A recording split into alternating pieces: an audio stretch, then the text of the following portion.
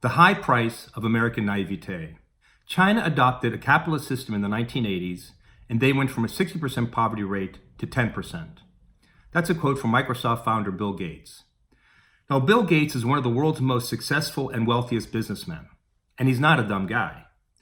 But his statement that, quote, China adopted a capitalist system in the 1980s just might be the most naive statement he has ever made. Here's a reality check, Mr. Gates. China never adopted a capitalist system in the 1980s. China is a communist country to its core. And for someone as prominent as Bill Gates to be taken in by Chinese propaganda is absolutely shocking. It also highlights the extent of American naivete. You see, China is all about propaganda. Today, China is trumpeting its control over the COVID-19 virus as a geopolitical triumph. Its message? China brought the epidemic under control thanks to the superiority of Chinese-style socialism and its unique ability to marshal people and resources. The Chinese Communist Party, known as the CCP, is now showing its benevolence by supplying the world with nearly 4 billion masks. Huawei, the telecommunications firm banned from the US as an agent of the Chinese government, has pledged 500,000 masks, 50,000 goggles, 30,000 gowns, and 120,000 gloves to hospitals in New York. All this is to deflect public criticism of the CCP, gagging doctors who shared information about the virus online, failing to warn citizens despite evidence of human-to-human transmission, and encouraging the spread of the virus by not banning the international travel of its citizens. China's chutzpah knows no bounds. None of this surprises me. Here's why. Reason number one, China is a communist country. Stephen Kotkin is a professor of history at Princeton and a fellow at Stanford's Hoover Institution. He was recently asked what he learned about the Soviet Union after its collapse by studying government archives. His answer, quote, they were communist. When pressed for an answer on today's China, he said the same thing. They are communist. Kotkin's answer is far less glib than it seems. I can't tell you how many times I've heard the statement, look at China's economy. The Chinese are more capitalist than we are here in the United States. What a bunch of bunk. For the record, the People's Republic of China is run by the CCP. Every CEO of a Chinese company is a member of the Communist Party. And yes, that includes Jack Ma, co-founder and former executive chairman of Alibaba. Every CEO of a Chinese company has a red phone on his desk that connects him directly to the CCP.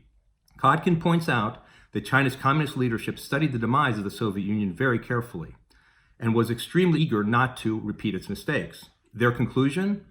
The CCP has to retain absolute political control in China. At the same time, it has to harness market forces to grow China's economy. The CCP has a single objective, and it's not to maximize shareholder value for American investors in Chinese companies. Its only objective is to advance Chinese interests and do whatever it takes. Its sole goal is to promote the party's interest. To believe anything else is sheer folly. Reason number two, China is a scorpion. In 1996, Henry Rowan, then Hoover Senior Fellow and former Assistant Secretary of Defense for the Bush administration, made a fatefully wrong prediction about China. He predicted China would become a democracy by 2015. This is just one example of American naivete about communist dictatorships. Basking in victory after the Cold War, policymakers in the US suffered from the delusion that communist parties were just champing at the bit to transform themselves into Jeffersonian democracies. This was astonishingly naive. I spent part of my childhood living behind the Iron Curtain. My family fled communism in Eastern Europe. Both of my wife's grandfathers spent nearly a decade in a Soviet gulag. Here's what I can tell you. Communist regimes play by a different set of rules. China's communists are perfectly willing to lie, cheat, and steal to exploit the naivete of the West.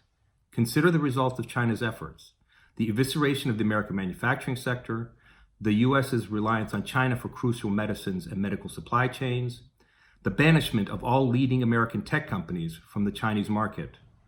All this reminds me of Aesop's fable about the frog and the scorpion. The scorpion, which cannot swim, asks the frog to carry it across the water on the frog's back. The frog hesitates, afraid that the scorpion will sting it. The scorpion points out that stinging the frog would make no sense. After all, if it did sting the frog, both would drown. The frog reluctantly agrees. Midway across the river, the scorpion stings the frog. The drowning frog asks the scorpion why it stung him, knowing that it would doom them both. The scorpion replies, "Why are you surprised? I am a scorpion. That's just what scorpions do." Alas, the Chinese scorpion is far more clever than the one in Aesop's fable. The Chinese scorpion stings, but it would never let itself drown. Reason number 3. The global COVID-19 pandemic is not only China's fault. I have written before how viruses escaping from China's wet markets were responsible for the COVID-19 global pandemic. I've since refined my view, and not just because the virus could have escaped from a Wuhan-based lab. The world widely accepts that China's statistics on its GDP growth rates are patently false. So for the United States to expect China to be forthcoming about its virus-related data to fight the pandemic is breathtakingly naive.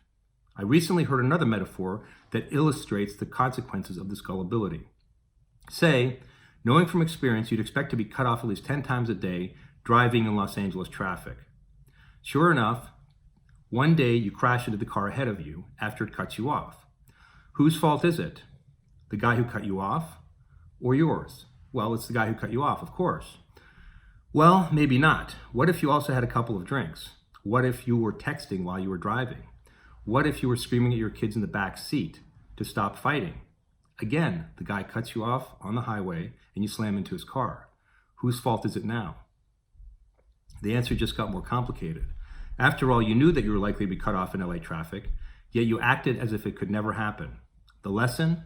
China is like the guy who cuts you off on the LA freeway. The United States is the drinking, texting, screaming driver who got cut off, woefully unprepared for what was inevitable. Sure, on one level, COVID-19 is China's fault. But for a global superpower like the United States, not being prepared for China's behavior is astonishingly foolish. Let's hope the COVID-19 virus is a wake-up call for U.S. policymakers about the true nature of China. The price of American naivete has gotten just too high.